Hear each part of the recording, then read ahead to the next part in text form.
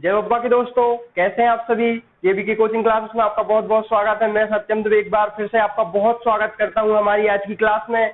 हम आज देख रहे हैं मध्य प्रदेश का गठन। हमने कल देखा था कि किस प्रकार से विभिन्न पार्टों में विभाजित करके हमारे क्षेत्र इसकिया हमारे मध्य प्रदेश को बनाने का कार्य प्रारंभ हुआ था। आज हम देख रहे हैं कल हमने 1853 की स्थिति देखी थी ना दोस्तों। आज हम देखेंगे 1953 की स्थिति। ठीक है ना दोस्तों, ये चीज समझ में बहुत अच्छे से आपके लिए आ जाएगी। जो हमारे तत्कालीन प्रधानमंत्री थे पंडित जवाहरलाल नेहरू, उनके आधार पर या उनकी अनुशंसा या उस क्षेत्र में या उस समय उठ रही मांगों, हमारे स्वतंत्र राज्य करने की मांगों को लेकर, उन मांगों को पूरा करने के लिए 1953 में एक राज्य पुनर्गठन अधिनियम लाया गया। ठीक है ना, 1953 में लाया गया था ये नियम, राज्य पुनर्गठन अधिनियम। 1953 में राज्य पुनर्गठन अधिनियम लाया गया और इसी के आधार पर एक राज्य पुनर्गठन आयोग की स्थापना भी कर दी गई। ठीक है ना दोस्तों, ये चीज समझ में आ रही है। 1953 में राज्य पुनर्गठन अधिनियम आया और उसी के आधार पर राज्य पुनर्गठन आयोग की स्थापना कर दी गई। दोस्तों, अब कुछ लोग पूछ रहे थे अधिनियम और आयोग में क्या अंतर होता है, तो दोनों अलग अलग चीज है ना। अधिनियम और आयोग एक ही चीज नहीं है दोस्तों। ठीक है, अधिनियम होता है नियम या कोई भी प्रस्ताव, है ना दोस्तों, समझ में आ रहा है ना ये चीज। अधिनियम होता है कोई भी नियम या एक प्रस्ताव, जबकि आयोग होता है आपका एक मंडल या आपका एक कमीशन। समझ रहे हो ना बात को। अधिनियम होता है आपका प्रस्ताव या नियम, जिसमें नियम होते हैं जिसके आधार पर कार्य करना होता है, और आयोग होता है आपका मंडल या जिसमें होते हैं व्यक्ति, या यह आयोग इस अधिनियम के अंतर्गत कार्य करता है। तो 1953 में राज्य पुनर्गठन अधिनियम आया, इसके अंतर्गत राज्य पुनर्आयोग गठन की स्थापना की गई। अब यह आयोग बना है तो इसके सदस्य भी होंगे, है ना। तो इसके जो सदस्य थे वह थे फजल अली, है ना। फजल अली की अध्यक्षता में यह गठन किया गया। किसकी अध्यक्षता में? फजल अली की अध्यक्षता में। इसके दो अन्य सदस्य थे, के पाणिक्कर और दूसरे थे आपके हृदयनाथ कुंजरू जी। कौन थे? हृदयनाथ कुंजरू जी। एक बार फिर से देखते हैं। 1953 में राज्य पुनर्गठन अधिनियम आया। इस अधिनियम के अंतर्गत राज्य पुनर्गठन आयोग की स्थापना की गई। इसके अध्यक्ष थे वह थे फजल अली और इसके दो सदस्य थे वह थे के पाणिक्कर और एक थे हृदयनाथ कुंजरू। इन्होंने 1956 में अपनी रिपोर्ट प्रस्तुत की। 1956 में अपनी रिपोर्ट प्रस्तुत करने के पश्चात हम देखते हैं स्थिति 1 नवंबर 1956 के दिन की स्थिति। 1 नवंबर 1956 के दिन सबको मिलाकर एक नवीन मध्य प्रदेश की स्थापना हुई। अच्छा, हम देख लेंगे दोस्तों, अभी आगे देख रहे हैं क्या क्या क्षेत्रों को लिया गया था और क्या क्या क्षेत्रों को हटा दिया गया था। तो हम अभी बात कर रहे हैं 1 नवंबर 1956 की मध्य प्रदेश की, जब फजल अली की अध्यक्षता वाली समिति ने अपना जो प्रस्तुत किया था वह मध्य प्रदेश था। वह भाषाई आधार पर या हम कहें हिंदी भाषाई आधार पर इसका गठन किया गया था। ठीक है ना दोस्तों, 1 नवंबर 1956 को मध्य प्रदेश का गठन किया गया। अब हम देख लेते हैं हमने क्या दिया था और क्या लिया था। हम सबसे पहले बात करते हैं मध्य प्रांत की। ठीक है ना दोस्तों, हमने पढ़ा था ना मध्य प्रांत कहाँ था। यह वह क्षेत्र था जो लगभग मराठी भाषी जिलों के क्षेत्रों के अंतर्गत आता था। तो मध्य प्रांत से हमने सर्वप्रथम 14 मराठी भाषी जिले, जो क्रमशः अकोला, अमरावती, वर्धा, ढाना, यवतमाल, बुलढाना ये थे, इनको हमने ऐसे 14 मराठी भाषाई जिलों को हमने क्रमशः महाराष्ट्र को दे दिया।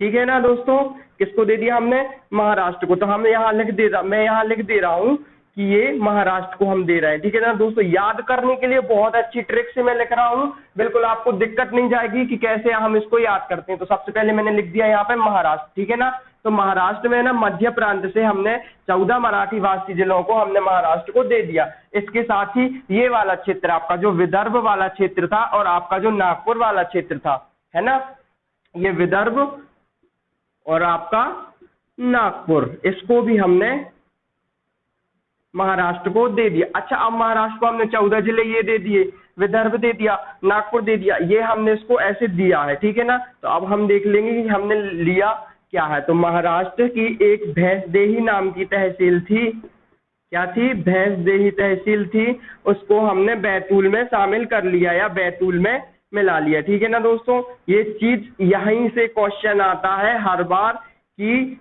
यही चीज वो क्वेश्चन में पूछ लेते हैं कि भैंसदेही तहसील को कहाँ शामिल किया गया, या निम्न में से किसे महाराष्ट्र से मध्य प्रदेश के निर्माण में शामिल किया गया था ना, ठीक है ना दोस्तों।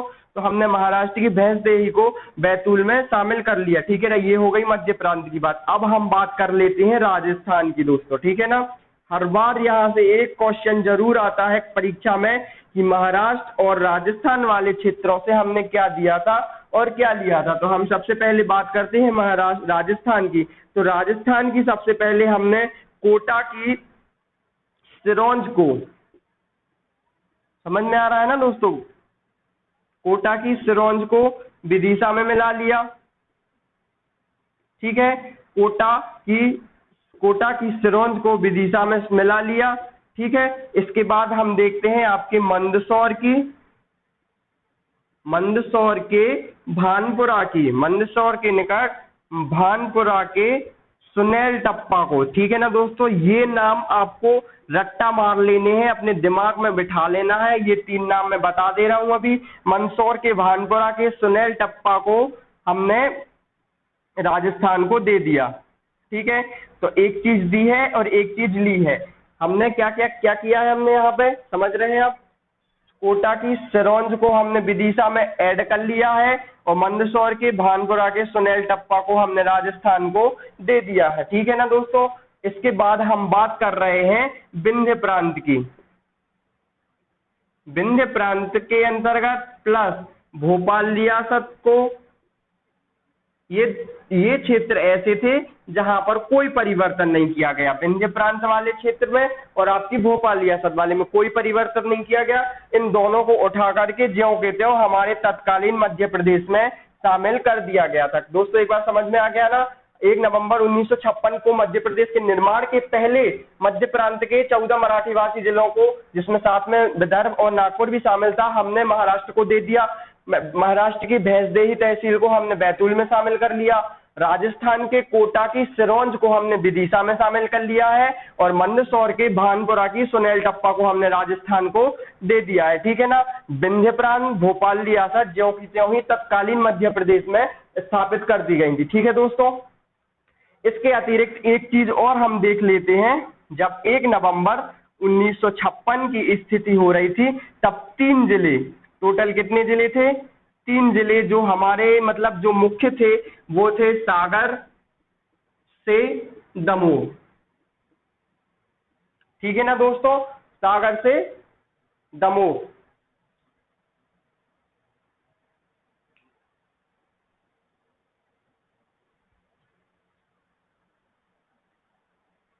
इसके बाद है आपका छिंदवाड़ा से सिवनी और होशंगाबाद से आपका नरसिंहपुर।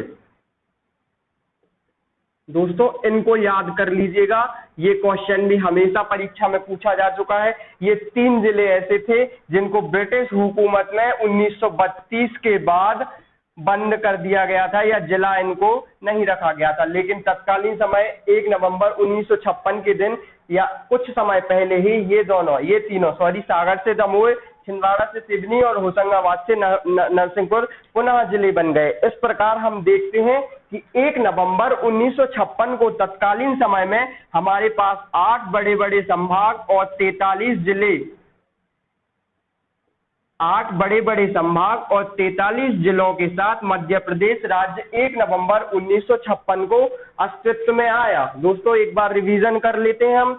1953 को राज्य पुनर्गठन अधिनियम आया। इसकी अनुशंसा पर राज्य पुनर्गठन आयोग का निर्माण किया गया, जिसके अध्यक्ष थे आपके फजल अली की सहायता के लिए 2 अन्य व्यक्ति थे, आपके के पाणिक्कर और दूसरे थे आपके हृदयनाथ कुंजरू। इन लोगों ने 1956 में अपनी रिपोर्ट प्रस्तुत की। वह रिपोर्ट थी भाषाई आधार पर, तो हिंदी भाषा के आधार पर मध्य प्रदेश का गठन किया जाना था, ठीक है ना। तो मध्य भारत के 14 मराठी भाषी जिलों को हमने महाराष्ट्र को दे दिया। विदर्भ वाला क्षेत्र और नागपुर वाला पूरा क्षेत्र आपका महाराष्ट्र के अंतर्गत चला गया। महाराष्ट्र की आपकी भैंसदेही की बैतूल तहसील को हमने भैंसदेही को हमने बैतूल में शामिल कर लिया। ठीक है, इसके बाद हम बात करते हैं राजस्थान की। दोस्तों ये 3 नाम है आपके पास, एक आपका भैंसदेही नाम है, एक आपका सिरोंज नाम है, एक आपका सुनेल टप्पा नाम है। ठीक है ना, इन तीनों को बहुत अच्छे से देख लीजिएगा। ये क्वेश्चन हमेशा यहीं से आता है कि किसको किस में शामिल किया था और किसको किस में दिया था। 1 नवंबर 1956 को सागर से दमोह, छिंदवाड़ा से सिवनी और होशंगाबाद से नरसिंहपुर को पुनः अलग कर दिया गया। और 1 नवंबर 1956 को 8 बड़े बड़े संभाग और 43 जिलों के साथ हमारा वर्तमान मध्य प्रदेश स्वरूप में आया। समझ गए ना दोस्तों, अब कोई दिक्कत तो नहीं है। 1 नवंबर 1956 तक हम लोग पहुंच गए हैं। ठीक है, अब 1 नवंबर 1956 के बाद की स्थिति हमें देखनी है कि 1 नवंबर 1900, मैं इसको साफ कर दे रहा हूं, आपको स्क्रीनशॉट लेना हो तो आप ले लीजिएगा इसका। ठीक है ना, अब हमको स्थिति देखनी है 1 नवंबर 1956 के बाद की, कि 1 नवंबर 1956 के बाद क्या स्थिति हो रही थी। ठीक है ना, तो 1 नवंबर 1956 के बाद जब पहला परिवर्तन हुआ वह था 1972 में, जब 2 नए जिले बने। 2 नए जिले बने, कौन कौन से जिले थे वह? राजनांदगांव था पहला, तो आपका जो वर्तमान में छत्तीसगढ़ में, राजनांदगांव जो वर्तमान में छत्तीसगढ़ में है, और दूसरा है आपका भोपाल राज्य। भोपाल राज्य के बारे में हमने दोस्तों कल ही पढ़ा था कि भोपाल राज्य 1972 में जिला बना था। अच्छा, 1972 में जिला बनने के पहले यह क्या था? अच्छा, तो दोस्तों यह विदिशा जिले की एक तहसील थी। 1956 में राजधानी तो बन गई थी भोपाल, लेकिन भोपाल जिला बना है 1972 में। दोस्तों इस बात को भी आप नोट कर लीजिएगा कि भोपाल कितने सन में जिला बना है, तो भोपाल 1972 में। दोस्तों ये ट्रिक है, देखो मैं ट्रिक बता दे रहा हूं आपको। 1972 में सबसे पीछे 2 है, तो आप इस 2 को याद कर लीजिएगा कि 72 में सिर्फ 2 जिले बने थे। ठीक है, इसके बाद बात करते हैं हम 10 साल की, 10 साल बाद की या 11 साल की, है ना, तो ये आती है 1983 की। अब 10 साल बाद है तो 10 नए जिले बन गए, है ना दोस्तों, कितने बन गए? 10 नए जिले बने। तो अभी आपके पास 43 जिले थे, 2 आपके ये बन गए, तो आपके हो गए कुल 45 जिले। 10 आपके ये बन गए, तो आपके कुल हो गए कितने? 55 जिले। कितने हो गए? 55 जिले। अब 1983 का जो 10 नए जिले बने थे, यह आपके बीपी दुबे समिति की अनुशंसा पर बने थे। किनकी किस समिति की? बीपी दुबे समिति की अनुशंसा पर 10 नए जिले बने और जिलों की संख्या कुल हो गई आपकी 55। अब हम बात करते हैं 1998 अर्थात 1998 को सहदेव कमेटी के बारे में। सहदेव आपकी जो कमेटी थी, इसने भी जिलों की संख्या में वृद्धि करते हुए 6 नए जिले बना दिए। ठीक है ना दोस्तों, अब कुल जिलों की संख्या हो रही है आपकी 55 धन 6 बराबर 61 जिले हो गए हैं टोटल तत्कालीन मध्य प्रदेश के अंतर्गत। क्योंकि अब परिवर्तन होने वाला है दोस्तों, आपको देखना है कि अब परिवर्तन कहाँ आ रहा है। ठीक है, 6 नए जिले बने हैं आपके पास, कुल जिले हो गए हैं, जिलों की संख्या आपकी हो गई है 66 दोस्तों। अब हम बात करते हैं 1 नवंबर 2000 की स्थिति की, जब राज्य पुनर्गठन अधिनियम फिर से लाया गया। राज्य पुनर्गठन अधिनियम पुनः लाया गया। इस पुनर्गठन में मध्य प्रदेश के एक बृहद क्षेत्रफल का बहुत बड़ा हिस्सा छत्तीसगढ़ राज्य के रूप में मध्य प्रदेश से अलग हो गया 1 नवंबर 2000 के समय। ठीक है ना दोस्तों, तो 2000 के बाद की स्थिति हम देखते हैं कि 16 जिलों के साथ और 2 संभाग के साथ, 2 संभाग और 16 जिलों के साथ छत्तीसगढ़ एक अलग राज्य बन गया दोस्तों। ठीक है, अब आपके पास 61 जिले पहले से थे, 16 जिले आपके यहां से चले गए हैं दोस्तों, तो आपके पास पुनः 45 जिले बचे हैं मध्य प्रदेश के हिस्से में। कितने जिले बचे हैं दोस्तों?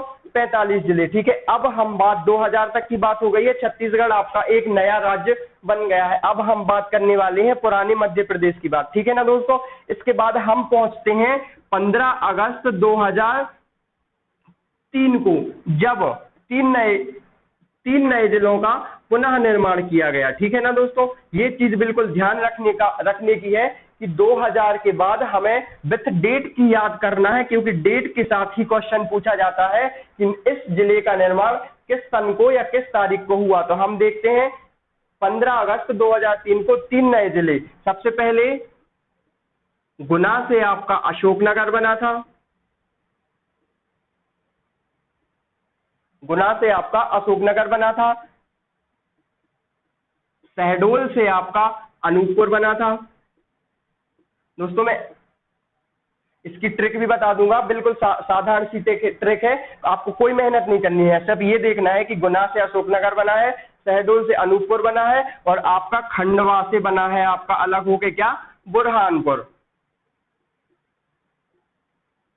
मैं एक बार फिर बता रहा हूं, 2000 के बाद से जो तारीख आएगी वह आपको तारीख के साथ ही देना है, याद करना है। गुना से अशोकनगर बना है, शहडोल से अनूपपुर बना है, खंडवा से बुरहानपुर बना है। तो इसको जो याद करने की सरल ट्रिक है वह है आपकी नगर, पुर और पुर, अर्थात पुर पुर नगर।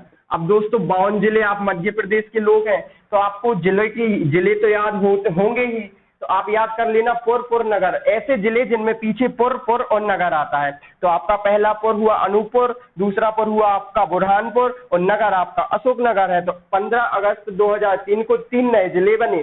पहले आपके पास 45 जिले थे, 3 जिले आपके पास फिर से आ गए। तो अब जिलों की संख्या कितनी हो गई, 48 जिले। ठीक है ना दोस्तों, 2003 के समय तक आपके पास जिलों की संख्या हो गई है कितने, 48 जिले। अब 15 के बाद हम पहुंचते हैं 17 पर। ठीक है ना दोस्तों, 15 के बाद पहुंचते हैं हम 17 मई 2008। 17 मई 2008 में आपके पास 48 जिलों के बाद 2 नए जिले और शामिल हो रहे हैं। दोस्तों कितने हो रहे हैं, 2 नए जिले शामिल हो रहे हैं। तो अब आपके पास जिलों की संख्या हो गई है 50 जिले। और ये 2 जिले कौन कौन से हैं आपके, तो आपका पहला जो जिला है वह है झाबुआ से अलीराजपुर। क्या है दोस्तों, पहला झाबुआ से अलीराजपुर। 17 मई 2008 को 2 नए जिले बने, झाबुआ से अलीराजपुर और दूसरा है आपका सीधी से सिंगरौली। ये क्वेश्चन हमेशा से परीक्षा में आता रहा है दोस्तों, एमपीपीएससी और व्यापम का भी ये फेवरेट क्वेश्चन है कि सिंगरौली जिले का निर्माण कब हुआ, किस सन में हुआ। तो हमें बिल्कुल याद रखना है 17 मई 2008 को 2 नए जिले बने हैं, वह आपका झाबुआ से बना है अलीराजपुर और सीधी से बना है सिंगरौली। अब आपके पास जिलों की संख्या हो गई है 50। अब देखो 15 अगस्त 2003 को एक परिवर्तन हुआ, इसके बाद हुआ 17 मई 2008 को। ठीक है, तो आपका जो 15 अगस्त को परिवर्तन हुआ था वह 15 अगस्त को ही फिर से पुनः परिवर्तन हो गया है। ठीक है ना दोस्तों, 15 अगस्त 2013 को 15 अगस्त 2013 को एक नया जिला फिर से बन गया। 15 अगस्त 2013 को एक नया जिला जो था आपका शाजापुर से आगर मालवा। है ना दोस्तों, ये क्वेश्चन हमेशा से पूछे जाते हैं परीक्षा में, इनको बिल्कुल आप हल्के में नहीं ले सकते हो, क्योंकि ये डेट है ना बिल्कुल सेम रहती है, बिल्कुल एक जैसा लिख देते हैं, हम उसमें तुक्के भी नहीं मार सकते। इसलिए आपको बिल्कुल कंफर्ट या बिल्कुल कॉन्फिडेंस से पता होना चाहिए कि किस जिले का निर्माण कब हुआ। तो 15 अगस्त 2003 को 3 नए जिले बने, 17 मई 2008 को 2 नए जिले बने, 15 अगस्त 2013 को पुनः एक नया जिला बना जो था शाजापुर से आगर मालवा। ठीक है, अब देखो 3 में हुआ और 13 में हुआ, अब 8 में हुआ तो कब होना चाहिए, 18 में। ऐसे ये याद करने की ट्रिक है दोस्तों। ठीक है, तो अगस्त के बाद हम बात करते हैं 1 अक्टूबर 2018 की, जो रिसेंटली में ही हमारा एक नया जिला बना। अच्छा, एक ये नया जिला यहाँ पर जुड़ गया है आपका दोस्तों। तो आपके पास जिलों की संख्या कितनी हो गई है, 51 जिले। कितने जिले हो गए आपके पास, 51 जिले। ठीक है, अब हम बात कर रहे हैं 1 अक्टूबर 2018 की, जब एक परिवर्तन पुनः हुआ, एक नया जिला जो हाल ही में टीकमगढ़ से निमाड़ी बना है ना दोस्तों। व्यापम के लिए और आपके शिक्षक पात्रता परीक्षा के लिए क्वेश्चन बहुत ज्यादा जरूरी है, आप इसको बिल्कुल ध्यान दीजिएगा। 1 अक्टूबर 2018 को एक नया जिला टीकमगढ़ से निमाड़ी बना है दोस्तों। और इस प्रकार एक जिले को और हम यहाँ पर जोड़ देंगे तो आपके पास 52 जिले हो जाएंगे। वर्तमान में जो मध्य प्रदेश का स्वरूप है वह 10 संभाग और 52 जिलों के साथ मध्य प्रदेश भारत का क्षेत्रफल की दृष्टि से राज्य है। ठीक है ना।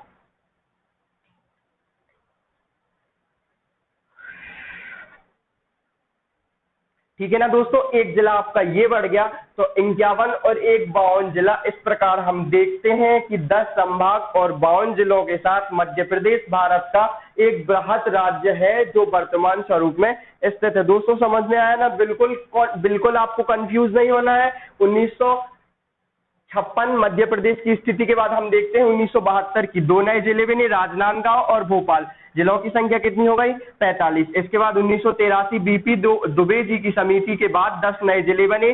जिलों की संख्या हो गई है कितनी? 55। ये ज्यादा जरूरी नहीं रहता है ना दोस्तों, ये चीजें ज्यादा जरूरी है। ये बिल्कुल इसीलिए मैंने विथ डेट के साथ और विथ जिलों के नाम लिखा है क्योंकि परीक्षा में ये चीज ही हमेशा पूछी जाती है दोस्तों। ठीक है ना। इसके बाद हम बात करते हैं 1998 की, जब सहदेव समिति की सिफारिश पर 6 नए जिले बने थे और जिलों की संख्या हो गई थी 61। इसके बाद 1 नवंबर 2000 को राज्य पुनर्गठन अधिनियम के आधार पर छत्तीसगढ़ राज्य मध्य प्रदेश के क्षेत्रफल या मध्य प्रदेश के दक्षिण पूर्वी क्षेत्रफल को लेकर अलग हो गया। जो 2 संभाग और 16 जिले छत्तीसगढ़ में चले गए। अब जिलों की संख्या मध्य प्रदेश में बची है टोटल 45।